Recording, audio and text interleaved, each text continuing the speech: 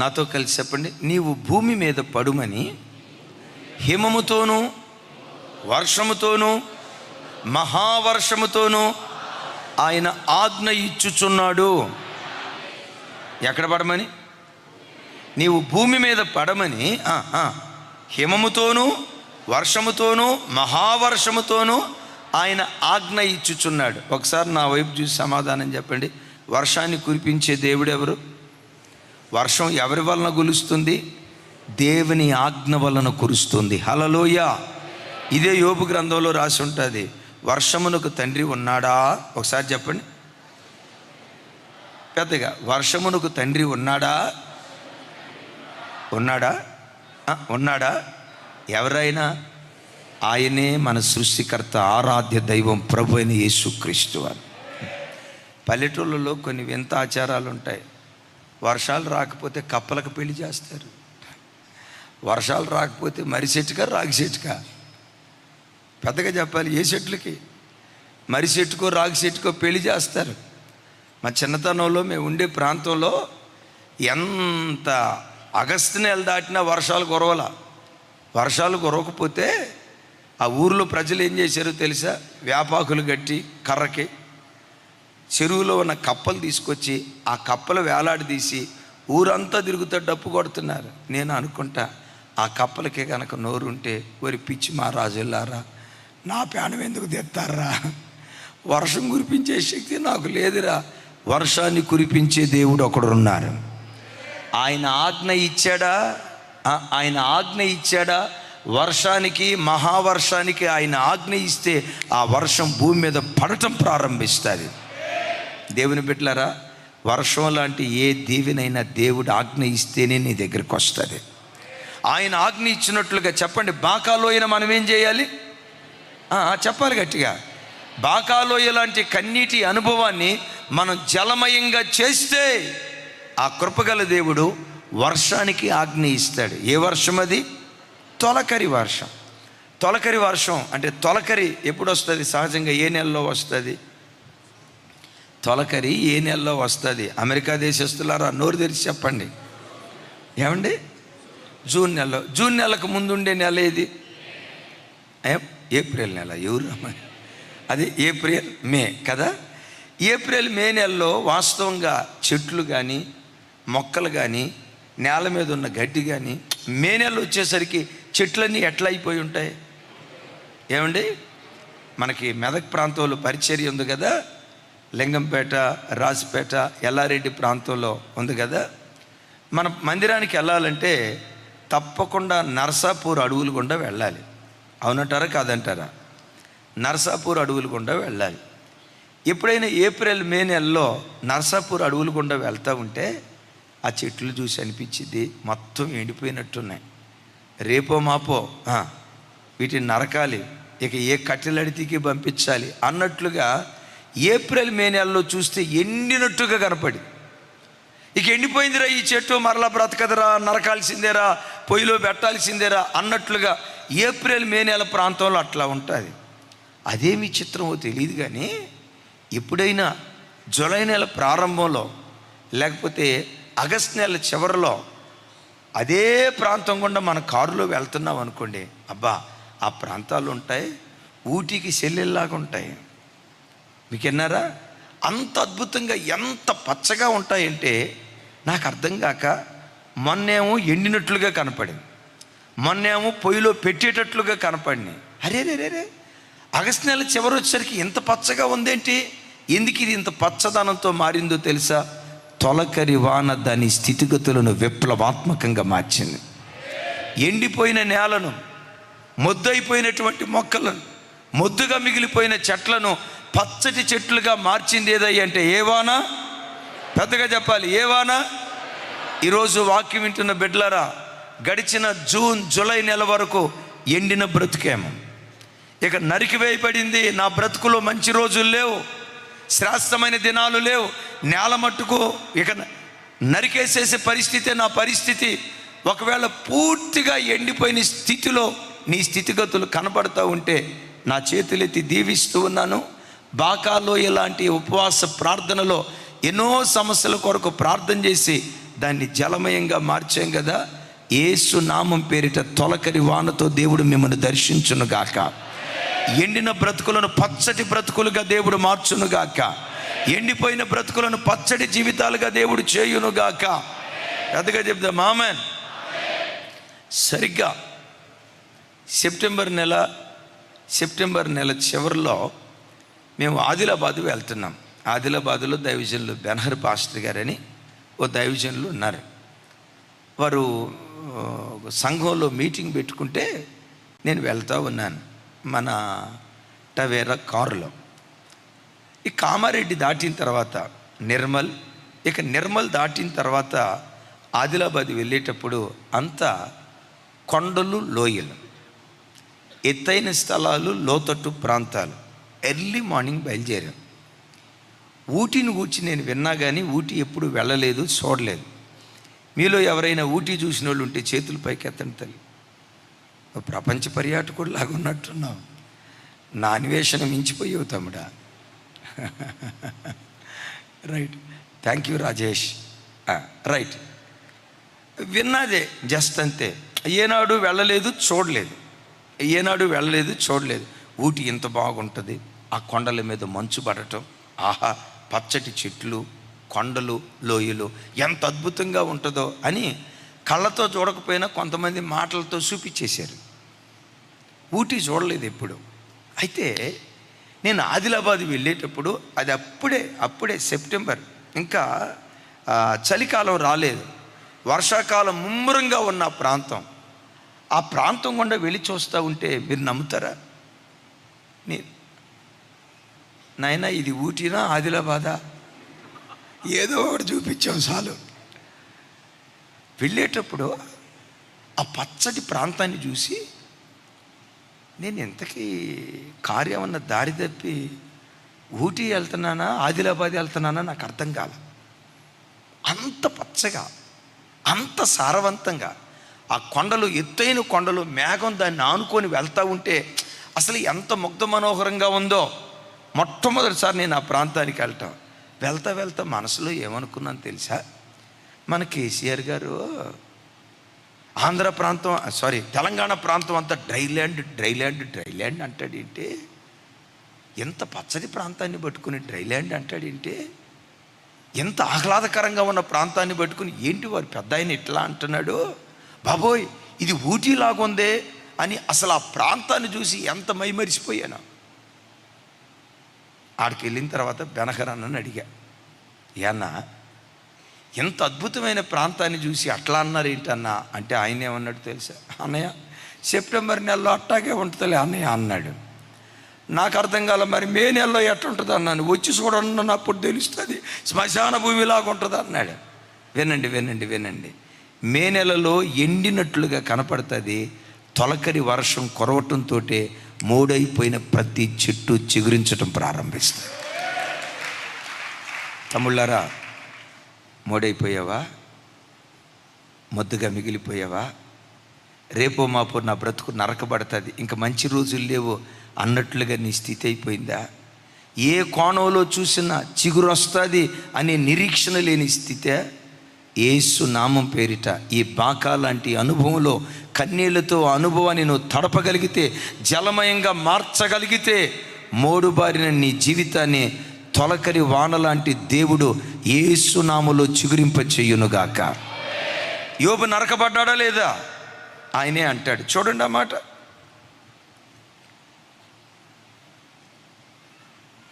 పద్నాలుగో అధ్యాయం 7-8 వచనాలు.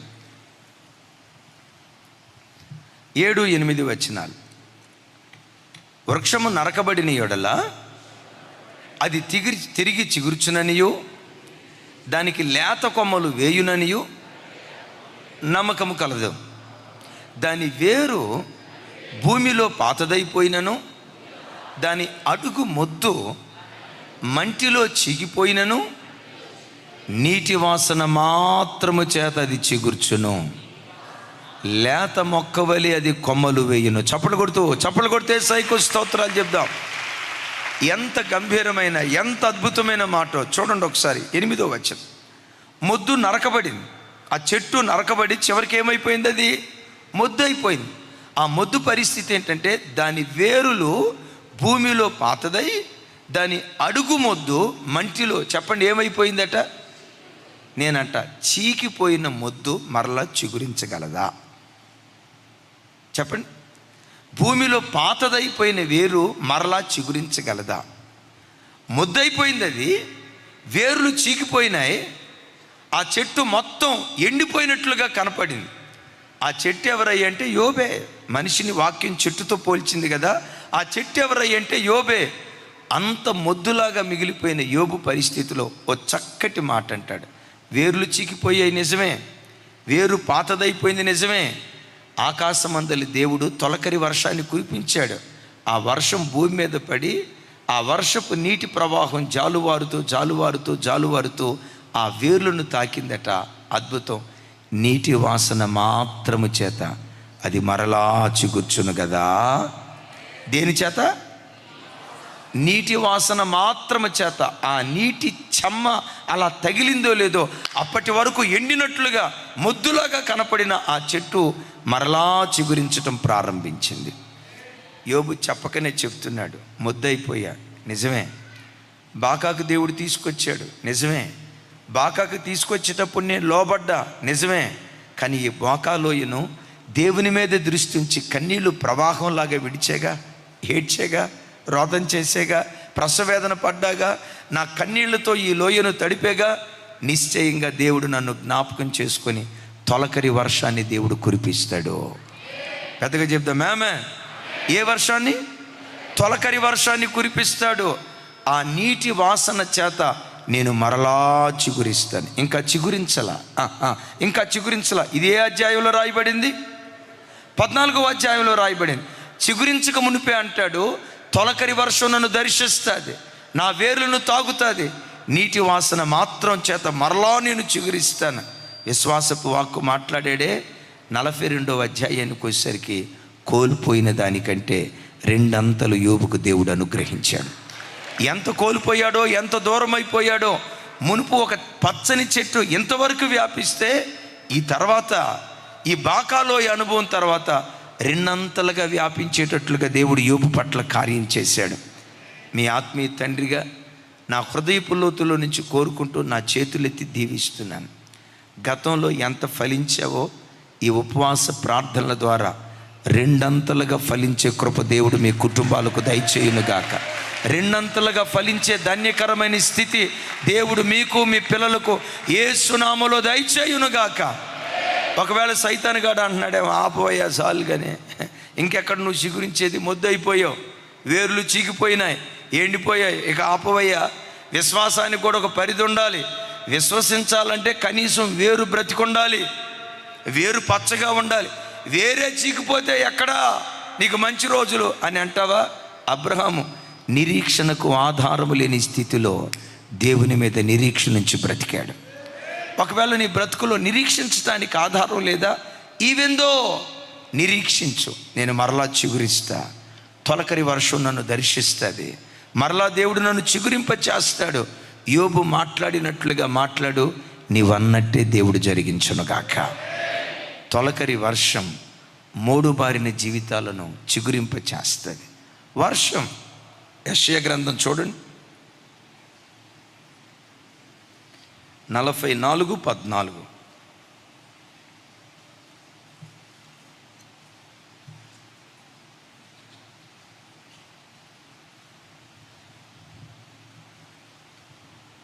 రైట్, నాతో కలిసి 14వ వచనం చివరి మాటలు నేను చదువుతాను. అడవి వృక్షములలో ఏదో ఒక దానిని తీసుకును, ఒకడు చెట్టు నాటగా వర్షము దానిని పెంచును. అడవిలో ఎవడో ఒకడు చెట్టు నాటాడు, నాటి వెళ్ళిపోయాడు. అడవిలో ఉన్న చెట్టుకు నీళ్లు పోసేవాళ్ళు ఉన్నారా? చెప్పాలి గట్టిగా. అడవిలో ఉన్న చెట్టుకు ఎరువేసేవాళ్ళు ఉన్నారా? అడవిలో ఉన్న చెట్టు చుట్టూతా కంచి వేసి కాపాడేవాళ్ళు ఎవరైనా ఉన్నారా? అయితే అడవిలో ఉన్న చెట్లు చూడండి, అదేమి చిత్రం. అడవిలో ఉన్న చెట్లు చూడండి, అవి వృక్షాలుగా ఉంటాయా, మహావృక్షాలుగా ఉంటాయా? ఇప్పుడు మన ఇంటి ముందు ఒక చెట్టు నాటాం, అదేమి చిత్రం, నీళ్లు పోసినా ఎరువేసినా అది ఎదిగి సావదు. అది మన చేతి మహాత్మ్యమేమో నాకు తెలియదు, కానీ అది మన చేతి మహాత్మ్యమేమో తెలియదు, కానీ అది బతికి సావదు. అడవిలో ఉన్న చెట్టుకు నీళ్లు పోసేది ఎవరు? అడవిలో ఉన్న చెట్టుకు ఎరువేసేది ఎవరు? అడవిలో ఉన్న ఆ చెట్టు మహావృక్షంగా ఎలా మారింది? నాకు అక్కడ నచ్చిన, నా గుండెలు గెలుచుకున్న పదం ఏంటో తెలుసా? వర్షము దానిని పెంచును.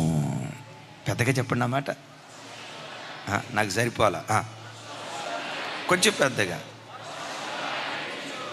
ఆ వర్షం ఎవరు?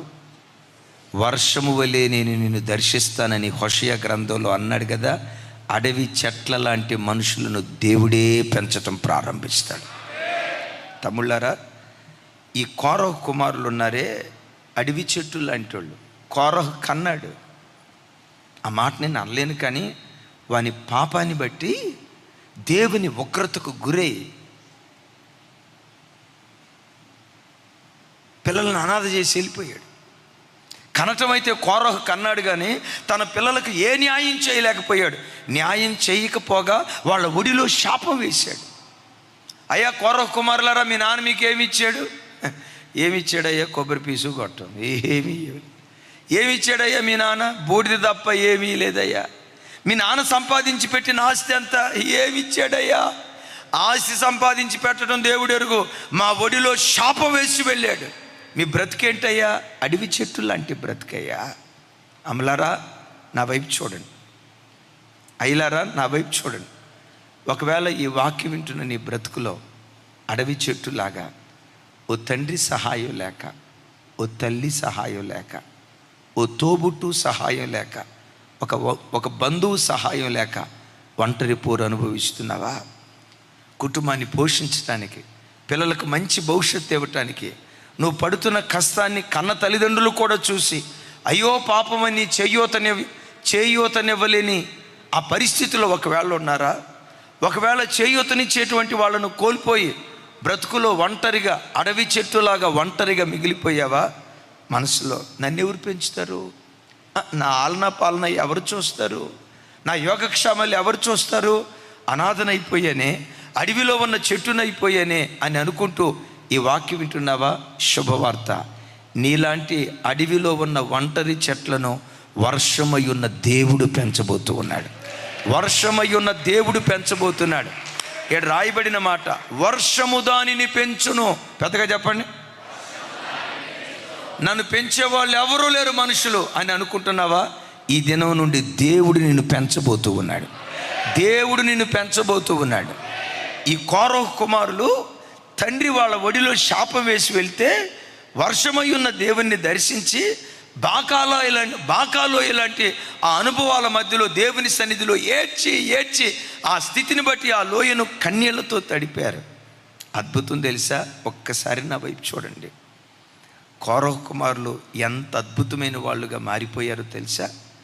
దేవుని సన్నిధిలో అలా కన్నీళ్లు విడుస్తూ ప్రార్థన చేయటాన్ని బట్టి ఏ తండ్రి ఇశ్రాయేలు ప్రజల మధ్యలో శాపగ్రస్తుడిగా ఉన్నాడో ఆ శాపగ్రస్తుని కడుపున పుట్టిన పిల్లలు అదే దేశానికి ఆశీర్వాదకరమైన వారిగా దేవుడు మార్చాడు. కోరహు పిల్లల దేవుడే నీ దేవుడు. కోరహు పిల్లల దేవుడే నీ దేవుడు. కోరహు పిల్లల జీవితంలో ఏ కార్యం చేశాడో యేసు నామం పేరిట నీ బ్రతుకులో కూడా దేవుడు ఆ కార్యం చెయ్యునుగాక. పెద్దగా చెప్దాం ఆమేన్. ఏ స్థాయికి ఎదిగారు? దేవుని మందిరంలో గాయకులుగా, దేవుని మందిరంలో ఆరాధికులుగా, దేవుని మందిరంలో పాటలు పాడేవారిగా, దేవుని మందిరంలో పరిచర్య చేసేవారిగా, మరి విశేషంగా పరిశుద్ధ గ్రంథంలో వారు రాసిన కీర్తనలు ముద్ర వేయబడి బైబిల్లో దాచబడి ఉన్నాయి. చూడండి ఏ స్థితికి వెళ్ళారు. ఒకసారి నీ తండ్రి నీ ఒడిలో శాపం వేసి వెళ్ళిపోయాడా? నీ కన్నీటి ప్రార్థన ఆ శాపపు కాడిని విరగొట్టగలిగినంత శక్తివంతమైంది. Praise the lord. వాళ్ళెవరూ శాపం వేసేలేరు, నిజమే. వాళ్ళెవరూ శాపం వేసేలేరు, నిజమే. తండ్రి తాగుబోతాయి, తల్లి రకరకాల కార్యక్రమాల్లోకి వెళ్ళి ఒకవేళ వారు నీ ఒడిలో శాపాన్ని వేసి వెళ్ళారేమో. నేనంట నీ కన్నీటి ప్రార్థన తరతరాల శాపపు కాడిని విరగ్గొట్టి ఎక్కడ శాపగ్రస్తుడిగా కనపడ్డావో అక్కడే నీ కన్నీటి ప్రార్థన ఆశీర్వాద కారకుడుగా నా దేవుడు మార్చునుగాక. చప్పలు కొడుతూ ప్రభు వారికి స్తోత్రాలు చెప్దాం పెద్దగా. ఆమెన్. నాతో కలిసి ఆ మాట ఇంకోసారి చెప్పండి. వర్షము దానిని పెంచును. ఇంకోసారి. దేనిని? వర్షాన్ని పెంచిద్దా? కాదు సార్. అడవి చెట్టు ఉంది కదా, అడవి చెట్టుకు నీళ్లు పోసేది ఎవరు లేరు, ఎరివేసేది ఎవరు లేరు, దాని చుట్టూత కంచి వేసేది ఎవరు లేరు. అయినా దాన్ని మహావృక్షంగా వర్షమై ఉన్న దేవుడు పెంచాడు. నేనంట, అమ్మా ఎస్తేరు నీకు నాన్నున్నాడా? లేడయ్యా. అమ్ముందా? లేదయ్యా. ఎవరమ్మా నీవు? అడవి చెట్టునయ్యా. బెన్యామీను నీకు అమ్ముందా? లేదయ్యా. ఎవరివి నీవు? అడవిలో ఉన్న చెట్టునయ్యా. యోసేపు నీకు అమ్ముందా? లేదయ్యా. నానున్నాడా? ఉన్నాడయ్యా. అన్నలున్నారా? ఉన్నారయ్యా. తమ్ముడున్నాడా? ఉన్నారయ్యా. పెద్దమ్మ ఉందా? పెద్దమ్మ ఒకసారి చెప్పండి. పెద్దమ్మ. యోసేపు పెద్దమ్మ ఎవరు? అబ్బా, పెద్దమ్మ ఉందా? ఉన్నారయ్యా. ఆస్తిపాస్తులు ఉన్నాయా? ఉన్నారయ్యా. మరి ఎందుకు ఇక్కడ ఒంటరిగా ఉన్నావు? అందరూ ఉండి అనాథనైపోయానయ్యా. కొందరేమో లేక అనాథ అయిపోయారు. విన్నారు ఈ మాట? కొందరేమో ఎవరూ లేక అనాథ అయిపోయారు. ఇంకొందరి బ్రతికేంటో తెలిసే విచిత్రం. చెప్పండి. ఈ రెండిట్లో ఏది బాధాకరం? మీకెడ తెలిసిందమ్మా సంగతే? రెండోది ఉందో చూసారా? అందరూ ఉండి అనాథగా బ్రతకటం. అబ్బబ్బబ్బా, గుండె కోతది. కోల్పోయి అనాథమైన, అందరూ ఉండి అనాథమైన యోసేపును పెంచిన దేవుడే నిన్ను, నీ పిల్లలను నా దేవుడు పెంచబోతున్నాడు. ఎస్తేరును పెంచిన దేవుడు నిన్ను పెంచబోతూ ఉన్నాడు. బెన్యామీను అమ్ముందా? లేదయ్యా. ఆ బెన్యామీనును ఎంత ధన్యకరమైన వాడిగా దేవుడు మార్చాడో తెలుసా? టకామని నాకు సమాధానం చెప్పండి. అందరూ నా వైపు చూసి. ఇశ్రాయేలీయులకు రాజు కావాల్సి వచ్చినప్పుడు మొట్టమొదటి రాజును ఏ గోత్రంలో నుంచి దేవుడు లేవనెత్తాడు? మాదీయ పారసీక రాజ్యాన్ని, మన భారతదేశాన్ని పరిపాలన చేసిన ఇశ్రాయేలీయుల రాణి ఎవరు? భారతదేశాన్ని పరిపాలన చేసిన ఇశ్రాయేలీయుల రాణి ఎవరు? One and only the great. పెద్దగా చెప్పాలి, ద గ్రేట్ ఎస్తేరు. నిన్ను ఎవరు పెంచారు? వర్షం దానిని పెంచును అని రాసింది కదా. వర్షమై ఉన్న దేవుడే నన్ను పెంచాడయ్యా. నేను మిమ్మల్ని అడుగుతా, ఎస్తేరు ఏ గోత్రీకురాలు? మొర్దెకై ప్రధాన అయ్యాడే, మొర్దెకై ఏ గోత్రీకుడు? ఆఖరికి క్రొత్త నిబంధనలో 100 కొలది దైవ సేవకులు ఉన్నారు కదా. ఈ 100 కొలది దైవ సేవకుల్లో భూలోకాన్ని తలకిందులు చేసిన ఒక దైవజనుడు ఉన్నారు. ఏం పేరు ఆయన పేరు? అపోస్తలుడైన పౌలు వారు ఏ గోత్రీకుడు? చెప్పాలి. పౌలు వారు ఏ గోత్రీకుడు? అయ్యా, బెన్యామీను గోత్రంలో పుట్టినటువంటి పౌల ఎంత గొప్ప మహావృక్షంగా ఎలా మారావు? ఏమంటాడు తెలుసా? వర్షము దానిని పెంచును అని బైబిల్లో రాసింది కదా. నాలాంటి అనాథలనే వర్షమై ఉన్న దేవుడు పెంచుతూ వచ్చాడయ్యా. ఈరోజు వాక్యం వింటున్న బిడ్డలారా, ఆ బాకా లోయను కన్నీటి లోయగా నువ్వు మారిస్తే తొలకరి వాన దీవెనలతో దేవుడు నేను తడపటం ప్రారంభిస్తాడు. ఇంకా వర్షం ఏం చేస్తుందో మరో దివ్యమైన మాట చూడండి. యోబు గ్రంథం 38వ అధ్యాయం 38వ అధ్యాయం 38వ వచనం 38వ అధ్యాయం 38వ వచనం చూడండి ఒకసారి అందరు. ధూళి బురదయ్యి పారునట్లును, మంటి పెడ్డలు ఒకదానితో ఒకటి అంటుకొనున్నట్లును, ఆకాశపు కలసములోని వర్షమును కుమ్మరించువాడెవడు? నా వైపు చూడు. ధూళి బురదయ్యి పారునట్లుగా చేసేది ఏది? వర్షం. చెప్పండి. ధూళి బురదయ్యి పారునట్లు చేసేదేది? వర్షం. నేనంట, ధూళిలో విత్తనం వేస్తే మొలకెత్తిద్దా? ధూళిలో విత్తనం వేస్తే మొలకెత్తిద్దా? బురదయున్న ఆ మట్టిలో విత్తనం వేస్తే మొలకెత్తిద్దా? ఏం సార్ అట్లా చూస్తున్నారు? ధూళిలో విత్తనం వేస్తే మొలకెత్తిద్దా? మొలకెత్తదో. అదే ఎప్పుడైతే వర్షం కురిసిందో, ఎప్పుడైతే ఆ ధూళి బురద అయిపోయిందో, ఆ బురదలో ఇప్పుడు విత్తనం వేస్తే విత్తనం మొలకెత్తుతుంది, మొక్క అవుతుంది, చెట్టు అవుతుంది, మహావృక్షం అవుతుంది, ఫలాలు ఇచ్చేటువంటి చెట్టుగా అది మారిపోతుంది. Praise the Lord. మరి ధూళిలో విత్తనం మొలకెత్తలేదు, బురదలో ఎందుకు మొలకెత్తిందో తెలుసా? వాస్తవంగా ధూళిలో విత్తనాన్ని మొలకెత్తింపచేసే ఆ కృప, ఆ తలాంతు భూమి లోపల దేవుడు ఉంచాడు. దాని లోపల దాగి ఉన్న ప్రతిభా పాఠవాలను వెలికి తీసేదే వర్షం. బిడ్డలారా, దేవుడు నిన్ను పుట్టించాడు. కొన్నిసార్లు అనుకుంటావు, నన్ను ఎందుకు దేవుడు పుట్టించాడు, నాలాంటి దాన్ని దేవుడు ఎందుకు పుట్టించాడు, నాలాంటి వాడిని దేవుడు ఎందుకు పుట్టించాడు. కొన్నిసార్లు తీవ్రంగా ఆలోచించి అసలు దేవుని సెలక్షనే కరెక్ట్ కాదు అనుకుంటా, అక్కడ దాకా పోయి నాలాంటి వాడిని పుట్టించడమే తప్పు, దేవుడే పొరపాటు చేశాడు, నాలాంటి వాడిని ఎందుకు పుట్టించాడో అని అనుకుంటావు. బిడ్డలారా, అలాంటి నిస్సారమైన స్థితిలో దేవుని సన్నిధిలో ఏడో వర్షం లాంటి దేవుడు నిన్ను దర్శిస్తాడు. నిన్నెందుకు పుట్టించాడో, నీ మీద దేవునికి ఉన్న ప్రణాళిక ఏంటో, నీలో గుప్తమై ఉన్న తలాంతులేంటో వర్షమై ఉన్న దేవుడు ఆ తలాంతులు బయటకు తీసుకురావటం ప్రారంభిస్తాడు. పెద్దగా చెప్తాం ఆమెన్.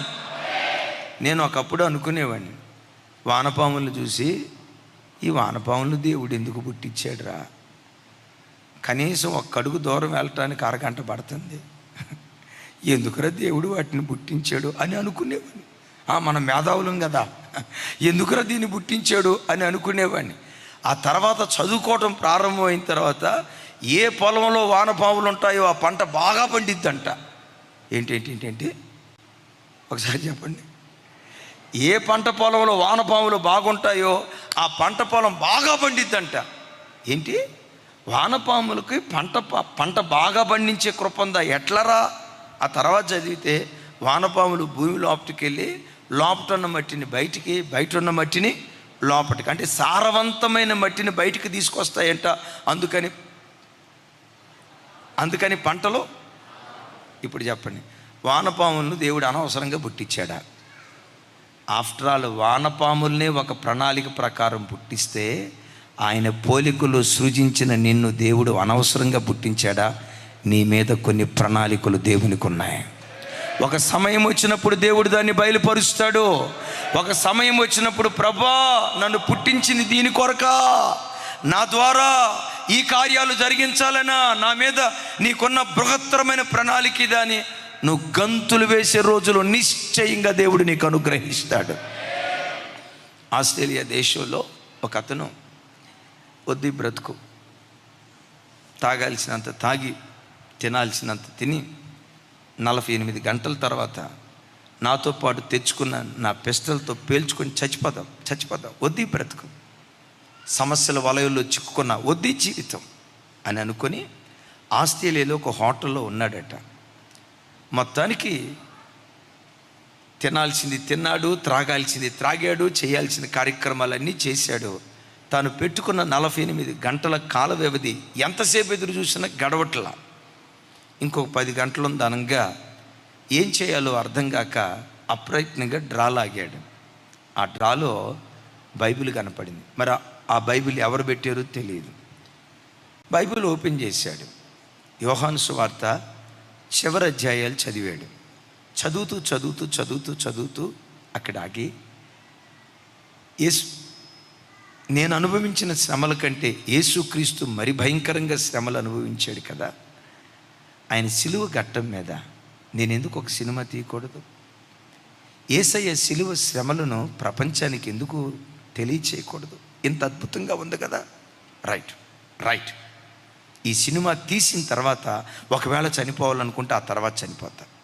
ఆయన శ్రమలు ప్రపంచానికి తెలిసేటట్లుగా, అద్దం పట్టేటట్లుగా ఓ చక్కటి సినిమా తీయాలి అని చనిపోవాలని అనుకున్న వ్యక్తి బైబిల్ చదివిన తర్వాత తన మనసు మార్చుకున్నాడు. బయటకు వచ్చాడు, ఒక సినిమా తీశాడు. ప్రపంచ దేశాలను కన్నీటితో నింపిన సినిమా. అంతవరకు ప్రభువును ద్వేషించిన అన్యులు సహా యేసుక్రీస్తును హత్తుకునేటట్లుగా చేసిన ఒక అద్భుతమైన సినిమా అదే ప్యాషన్ ఆఫ్ క్రైస్ట్ అని అంటారు కదా. ఆ ప్యాషన్ ఆఫ్ క్రైస్ట్ సినిమా తీస్తే ప్రపంచ దేశాల్లో ఏ సినిమా ఆడనంతగా అది ఆడి కోట్ల మంది ప్రజలు ప్రభు తట్టు తిరిగారట. కోట్ల మంది ప్రజలు. అద్భుతం. పూర్తిగా సమస్యల వలయంలో కూరుకుపోయిన ఆ వ్యక్తి ఒక్కసారి అలా లేవనెత్తబడ్డాడు. సాక్ష్యం చెప్తా ఏమన్నాడు తెలుసా? నన్ను ఎందుకు దేవుడు పుట్టించాడా అనుకున్నా.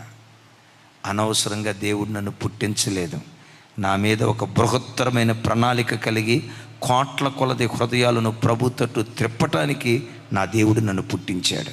ఒకప్పుడు ఏమన్నాడు తెలుసా? నాలాంటి వాడు ఎందుకు పుట్టాడు, నాలాంటి వాడిని దేవుడు ఎందుకు పుట్టించాడు, చాలా బ్రతుకు దౌర్భాగ్యం అనుకున్నాడు. ఇప్పుడేమంటాడో తెలుసా? ఆయన సాక్ష్యం అడిగితే, ఆహా నేను ఎంత ధన్యజీవిని, ఆహా నా జీవితం ఎంత భాగ్యం. అలాంటి మాట దేవుడు నీ నోట ఉంచునుగాక. నీ లోపల దాచి ఉంచిన ఆ కృపలను దేవుడు వెలికి తీయునుగాక. చప్పలు కొడుతూ ప్రభు వారికి స్తోత్రాలు చెప్దాం. ఆ వర్షమై ఉన్న దేవుడు మన బ్రతుకులో ఏం చేస్తాడు? మరొక మాట చదువుకొని ఇక ఆరాధనలోకి వెళ్దాం, పల్లెల్లోకి వెళ్దాం. చూడండి 68వ కీర్తన 9వ చరణం. 68:9. పెద్దగా చెప్పండి. దేవా నీ స్వాస్థ్యం మీద నీవు వర్షము సమృద్ధిగా కుమ్మరించితివి, అది అలిసి ఉండగా నీవు దాన్ని బలపరిచితివి. విన్నారు ఈ మాట? నీ స్వాస్థ్యం మీద నీవు వర్షమును సమృద్ధిగా ఏం కురిపించాడట?